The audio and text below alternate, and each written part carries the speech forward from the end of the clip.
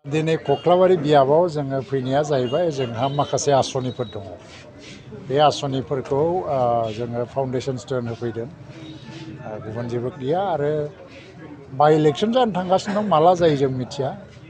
By इलेक्सना नाङोबा model code of conduct नांगोन, एसे गोबाव नांगोन। खिन्थु जोंना दा आङो स्टेटनि मिनिस्टार हिसाबै आंगनबादि सेन्टार 11टा मडेल आंगनबादि सेन्टार चापागुरि समस्तियाव दङ, सेंसन जादों। मोनसे आंगनबादि सेन्टाराव 25 लाख करि आरो बियो कक्लाबारि बियाबाव गासै 2 बग्रिगुरिनिफ्राय लानानै खामार दैसासिम आरखारा आरो गोबां जायगायाव जोङो बेखौ अन्थाइ खाम्फा गायसनबाय आरो बेनिफ्राय खामानिया जागायसिगोन। आरो दिनैहाय जोंहा जिहेतु माने बाइ इलेक्सना जिखुनु समाव फैनोबो हायो, ओंखायनो प्राइमारि ब्लक बुथ कमिटिनि मानसिफोरनि मावथिफोरनि मोनसे मिटिंबो दं हिसाबै जोङो फ्राय फैदों। फैनानै मोजां मोनदों, मानसिफोरखौ लोगो हमदों आरो जायगा जौगानांगौ। बे माखासे बोसोरनि गेजेराव आं एमएलए जानानै मन्थ्रि जानानै समस्तिनि थाखाय फिसा फिसौ फिसा गिदिर मा स्किमफोर सोखो बेफोरनि एचिभमेन्टनि जि लिस्ट बेखौबो आङो बावैसोनो फोसावगोन। जोङो नुनो मोन्दों जे बे माला जायो बाइ इलेक्सना बेनिबो जेबो खौरां गैया। बे समाव नोंथांमोना केन्डिडेटनि माबा मोनसे सानखाबाय नामा? बाहेरनिफ्राय हरो ना लकेलनि बेफोरबायदि? केन्डिडेटनि सानखानाय जेबो बाथ्रा गैया, कमिटि बानायगोन आरो जाहा आफादगिरिया प्रमद बर'आ पार्टिनि मिटिं लेंगोन, हयतोबा कर कमिटि मिटिं लेंगोन, कमिटि बानायगोन। कमिटिया सेलेक्सन खालामगोन केन्डिडेटखौ आरो बे समाव जों बुंनो हाया सोरखौ केन्डिडेट होनाय जागोन। नाथाय जोंनि गेजेराव दासिम जिहेतु माने मोनसे सावरायनाय जादों जे जायगानानो जाथों, हानायमानि जायगानानो जाथों, बे साननाय दङ जोंनाव। मैया जिहेतु आसाम सोरखारजों मोनसे 1 बोसोर जानो थांबाय जथायै रायजो खुंनाया, बे समाव बिटिआरआ बा नोंथांनि समस्तिया बेसेबां जौखोन्दो जौगादों होनना नोंथाङा नुनो मोनो? बिटिआर हिसाबै गुबैयै जौगानाया मा जादों, दिनै जेनेबा गोबां जायगायाव जेनेबा फाउन्डेसन स्टन जाबाय। जेरैहाय दा तामुलपुर मेडिकेल कलेज, बे फाउन्डेसन स्टन गायसनबाय आरो खामानियाबो स्टार्ट जासिगोन। थिग बिदिनो दा बावहाय सेन्ट्रेल इउनिभार्सिटि दङ बा आइआइटि एबा बिदिनो फेशन टेक्न'लजिनि बेफोर गोबां अनुस्थान प्रतिष्ठानफोरखौ गायसननांगौनि थाखाय जे मोनसे दा फाइनान्सआव 50 लाख करि जि लिस्टखौ होनाय जादोंमोन बे एप्रुभ जाबाय। दा 25टा कम्प'जिट स्कुला हाइ स्कुल आरो हायार सेकेन्डारि, बेवहाय इनफ्रास्ट्राक्चारनि जेंनाफ्रा फ्राय जोबलांगोन। लोगोसेयैनो मोननैसो जि एलपि स्कुल बाहाय बाउन्डारिनि थाखाय थाखा सेंसन खालामनानै लाबोनाय जादों। आथियाबारि जि हायार सेकेन्डारि बेखौ समस्तिनि मोनसे मडेल स्कुल हिसाबै फोसावनाय जाबाय। दा अलरेडि आङो बाहाय आनटाइडनि फैसा हिसाबै चिफ मिनिस्टारा बाहाय 10निफ्राय 15 लाखनि गेजेराव हरनो हागौ बा बाराबो हरनो हागौ। आङो एमएलए एलइडि फान्डनिफ्राय 10 लाखसो अलरेडि होबाय। कर्परेट ससियेल रेसपन्सिबिलिटि बा CSR फान्डनिफ्राय जोङो फैसा लाबोनो नाजाबाय थादों आरो बिदिनो बिभिन्न डिपार्टमेन्टनिफ्राय जोङो फैसा लाबोबाय थानो नाजादों।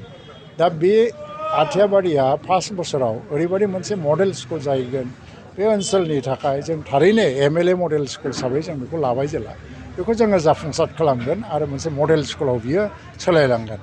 लोगोसेनो दा कलेज प्रभिन्सियेलाइजेसन जानांगौनि दं, जों प्रप'जाल होगानो दङ। मसलपुर, थमना बा केसि कलेजबो बेखौ लानाय जायो। गभर्नमेन्टनि सायाव जों प्रेसार होबाय थादों आरो लोगोसे सयेल कनजारभेसननि सिङाव दिनै बे कक्लाबारिनि बियाबनि सिङावनो आङो मास मोनसेसो सिगाङावसो 5 स्किमाव आं अन्थाइ खाम्फा गायसनलांबाय RIDF आरो गुबुन जा माने धीरा जि माने आरो मोनसेया जाबाय मुसलपुर, बे बियाब मोनथामावबो गोबांथार सयेल कनजारभेसननि स्किम हाबबाय।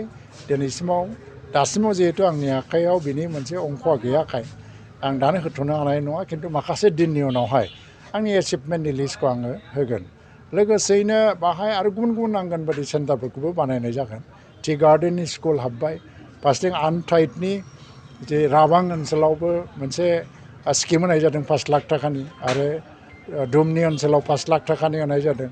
केसि कलेजाव 10 लाख आरो आंनि एमएलए एलइडि फान्डनिफ्राय 5 लाख इनफ्रास्ट्राक्चार डेभेलपमेन्टनि नामाव। बिबि किसान कलेजा साइन्स स्ट्रिम फैबाय। मसलपुर कलेजाव डेभेलपमेन्टनि थाखाय माखासे प्रजेक्ट लानो नागिरदों निकासि कलेजाव। आरो बेनि अनगायैबो माखासे लामा सामा जौगानायनि बेलायाव जोङो माखासे प्रजेक्टफोरखौ जों लागासिनो दङ।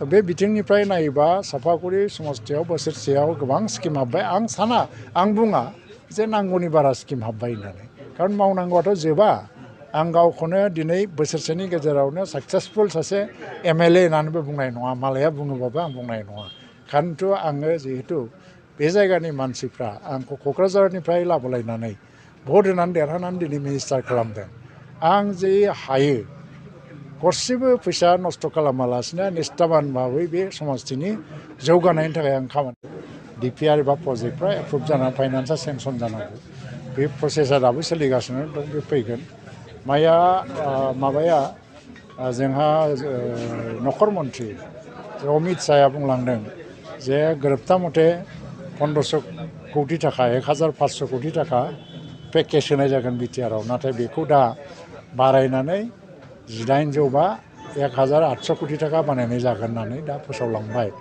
आरो बेखौ फार्स्ट पार्ट जि 250 कौटि बेखौ हरनायनि प्रसेसआबो दा जागासिनो दं फारसेथिङै बिटिआर गोरोबथा बादि जा सिमा बारायनांगौनि माखासे दफा दंमोन मोनसे दफा बे मथे दा बाउन्डारि कमिसन जाबाय थादों जोंहा खाफाल गाज्रि जे जाय गिबि चेयारमेनमोन बे कभिडआव थैनानै थांदों दा गोदान चेयारमेन आशिष कुमार भुटानिखौ होनाय जादों बिथांनि खामानियाबो जागासिनो दं दुलाराय बर' फरायसा आफाद NDFB सोमावसारग्रा आफादफ्राबो जे डकुमेन्टफोरखौ होनांगौ दं बेखौ होजोबनो हायैयाव एसे लेट जादोंमोन खिन्थु बेबो लासैनो जोबनायनि लामायाव दंबाय थायो फारसेथिङै दा BTC ओनसोलाव दिनै दाखालिसो जि 7टा केन्सार हस्पिटालनि बाथ्रा फैदोंमोन दा क'क्राझारनि जि सिभिल हस्पिटाल क'क्राझार जिल्लानि बे हस्पिटालजों लोगोसेयैनो गोदान लुनाय हस्पिटालजों लोगोसेयैनो केन्सार केयार इउनिटखौबो दादेरनाय जागोन थिग बिदिनो लामा सामा गोबां सेंसन जानानै दं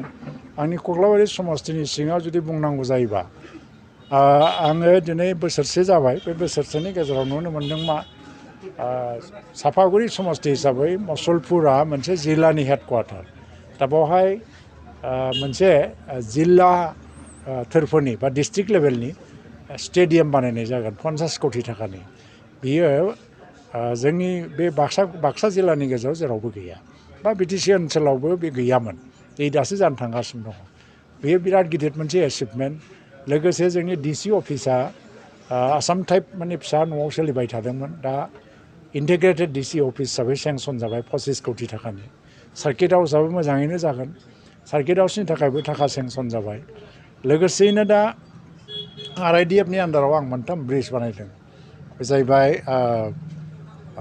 गल्डिं दैमानि सायाव आरो मोनसे पटा दैनि सायाव आरो रेखा दङाव गासै 10 कौटि थाखाखौ 3 ब्रिज बानायनाय जादों मोनसेया 2 कौटि 27 लाख ना बेसेबांबामोन आङो एक्जेक्टलि हिसाबा गैया गोसोआव मोनसेया जाहैबाय 4 कौटि 91 लाख रेखा दंनिया आरो मोनसेया 2 कौटि 71 लाख जानांगौ थ' बेनि 3 ब्रिज बानायनाय जाबाय आरो दा बियो हान्थामेलानि बेलायाव जोबोद माने मदद होबाय